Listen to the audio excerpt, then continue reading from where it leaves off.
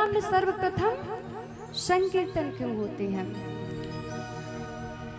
महाराज, एक बार नारद जी महाराज इस मृत्यु लोक पे भ्रमण करने आए, इस धरती पे घूमने आए। तो नारद जी देख रहे हैं कि प्रत्येक जीव आपस में लड़ रहा है।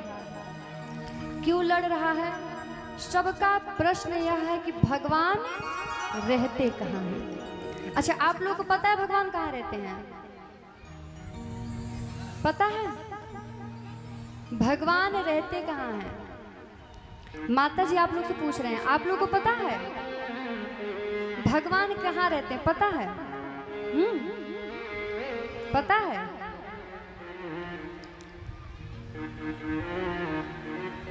ऐसे ही प्रत्येक जीव, प्रत्येक प्राणी लड़ रहे थे कि भगवान आखिर रहते कहाँ हैं।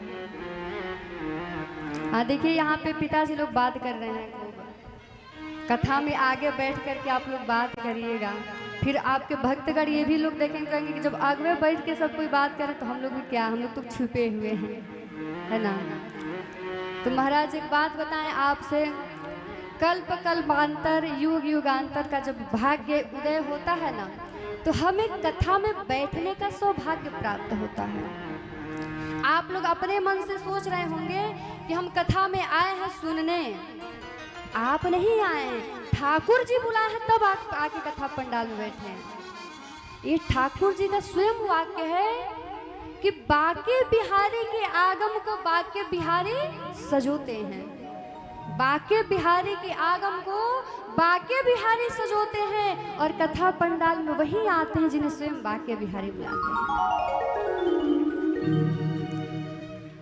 गुरु का कर्तव्य क्या होता है? मार्ग दिखा देता है। अब उस मार्ग पे चलना आपको होता है, हमें होता है। ऐसे ही ठाकुर जी आपको कथा पंडाल में बुला दिए हैं, बैठा दिए हैं, इतना तक आपके लिए कर दिए हैं। अब आप कथा पंडाल में आए हैं, अब इसके बाद मेहनत आपको करनी है कि हमने शांति से बैठ के कथा श्रवण करनी है। कथा तो पूरे जीवन सबको मिलता नहीं है, 7 दिन की बात होती है। 7 दिन में एक दिन में बस 3 घंटा 4 घंटा का समय देना होता है, फिर एंजॉय करिए, आनंद में रहिए। लेकिन एक बात बताएं, जितना समय कथा पंडाल में रहिए ना, बड़े भाव से सुनिए, क्योंकि ये जो कथा अमृत है सबको नहीं मिलता, देवताओं को भी नहीं मिलता। सुखदेव जी जब परीक्षित जी को कथा श्रवण करा रहे थे ना, उस समय देवता अमृत का कलश लेकर के आए, सुखदेव जी से बोले कि यह अमृत आप परीक्षित को पिला दीजिए और कथा अमृत हमें दे दीजिए, कथा अमृत हमें दे दीजिए। सुखदेव जी मना कर दिए, सुखदेव जी मना कर दी कि नहीं, ये मिलने वाला आपको नहीं है। तो कथा महाराज सबको श्रवण करने को नहीं मिलता, और कथा भी इसी धराधाम पे मिलती है। आप सोचे स्वर्ग में कथा श्रवण करने को मिलेगा, वैकुंठ में कथा श्रवण करने को मिलेगा, नहीं मिलता है। गंदी वीडियो देखने के 6 नुकसान। श्रवण करने को मिलेगा, नहीं मिलता है। केवल यह कथा इस धराधाम पे, इस मृत्यु लोक पे ही सुलभ है। एक बार प्रभु श्री राम जी साकेत जा रहे थे,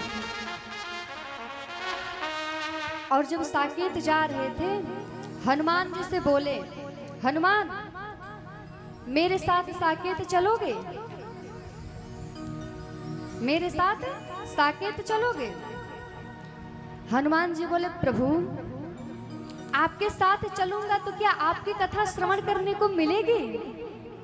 ध्यान से इस भाव को सुनिएगा। हनुमान जी का यहाँ पे भाव देखिए एक बार, कि क्या वहां पे आपकी कथा श्रवण करने को मिलेगी? रघुनाथ जी बोले, कथा श्रवण करने को नहीं मिलेगी, मैं तो मिलूंगा। तुम मेरी कथा श्रवण करने की बात कह रहे हो, मैं वहां पे साक्षात मैं तुम्हें मिलूंगा। हनुमान जी बोले, प्रभु क्षमा करिएगा, अगर आपको देखना होगा ना, आपका दर्शन करना होगा ना, आप मेरे हृदय में ही तो रहते हैं, हृदय में आपका दर्शन कर लूंगा। परंतु प्रभु जब आपकी कथा श्रवण करने का मन होगा तब मैं कहाँ जाऊंगा। इसलिए हे प्रभु मैं आपके साथ साकेत जाने वाला नहीं हूँ। प्रभु मैं तो इसी धारा धाम पे रहूंगा, यहीं पे आपकी कथा को श्रवण करूंगा, सुनूंगा। रही बात दर्शन तो मैं अपने हृदय में कर लूंगा। तो कथा के लिए देवता भी तरसते हैं और हम लोगों को मिला है तो फिर हम लोग उसका आदर नहीं करते हैं। और बात ये सत्य है कि जिस चीज को हम प्राप्त कर लेते हैं फिर हम उसको आदर नहीं कर पाते हैं। जो हमें नहीं प्राप्त होता है उसके पीछे दौड़ते हैं, है ना, उसके पीछे दौड़ते हैं। तो महाराज इतना सुंदर कथा श्रवण करने को मिल रहा है, आदर करिए, इसको श्रवण करिए बड़े भाव से।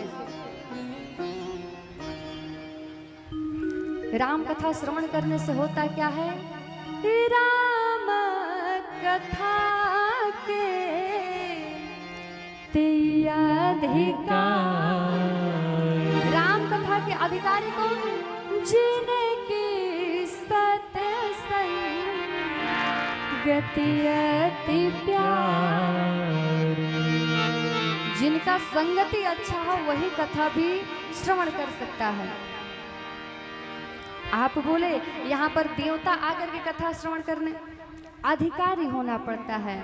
आपको नहीं देवता बनने की आवश्यकता है, अधिकारी बनने की आवश्यकता है। राम कथा कले बिटप कुठारी, संशय बिहदा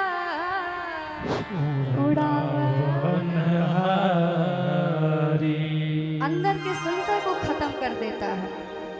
और अंदर के संशय को खत्म कब करेगा, जब श्रवण करेंगे, जब सुनेंगे। और अगर श्रवण नहीं किए मन से ध्यान से तो फिर होता क्या, वही सती मैया वाला काम, जो कल आपको कथा ये श्रवण कराई जाएगी, आपको सुनाई जाएगी, है ना। तो बड़े भाव से भगवान की कथा श्रवण करिए। 7 दिन है हमारे पास, आपके पास, बड़े भाव से सुनिए, बड़े आनंद से होकर के सुनिए। उसके बाद 7 दिन के बाद फिर आनंद करिए। फिर हम कभी नहीं कहेंगे कि चलिए आप लोग कथा सुनिए, बड़े भाव से सुनिए, ताली बजा के सुनिए, चाहे गा के सुनिए, कोई कहेगा। बस यहाँ पे 7 दिन में ही आदमी कहता है करिए, है ना। तो बड़े भाव से सुनिए। तो महाराज कथा में संकीर्तन क्यों होते हैं। नारद जी महाराज इस धराधाम पे घूमने आए, भ्रमण करने आए, मनुष्य आपस में लड़ रहे थे, जीव, प्रत्येक जीव लड़ रहे थे कि भगवान का वास होता कहाँ है।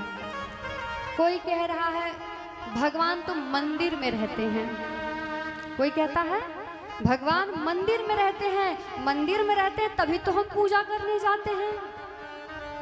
कोई कहता है नहीं मंदिर में नहीं रहते हैं, भगवान तो वन में रहते हैं, भगवान वन में रहते हैं।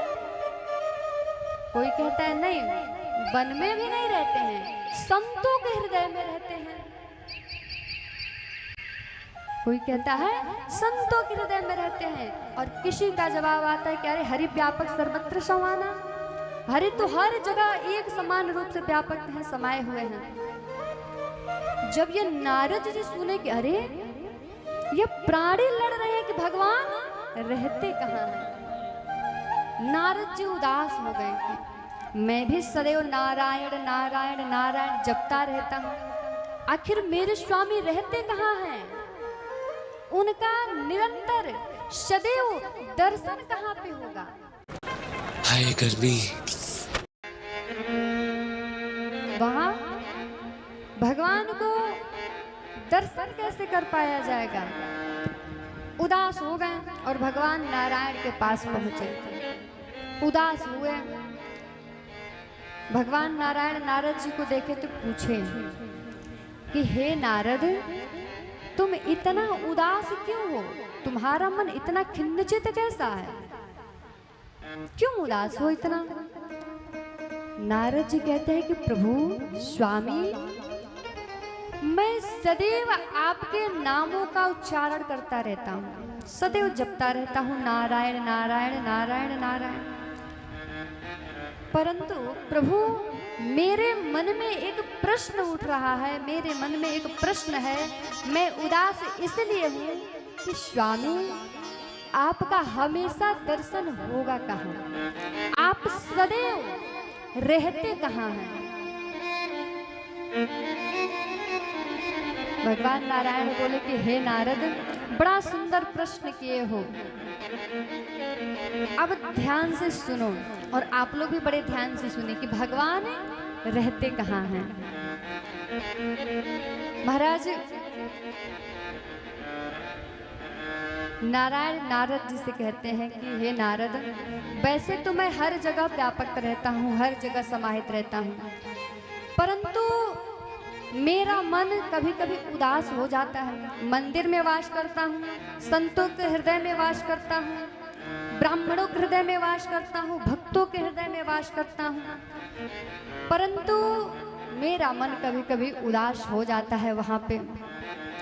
भगवान कहते हैं कि नाहम बसामे वैकुंठे योगी नाम हृदय नचा।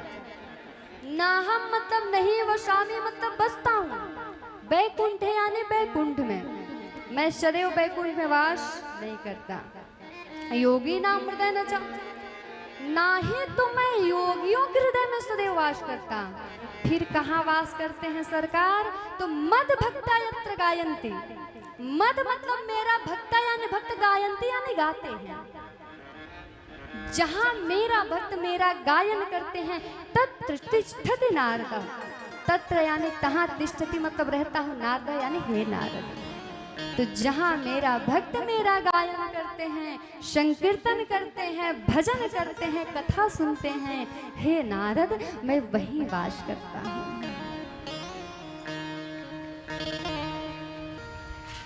अरे बजा रहे हैं तो थोड़ा तेज बजाइए। मैं वहीं वास करता हूँ।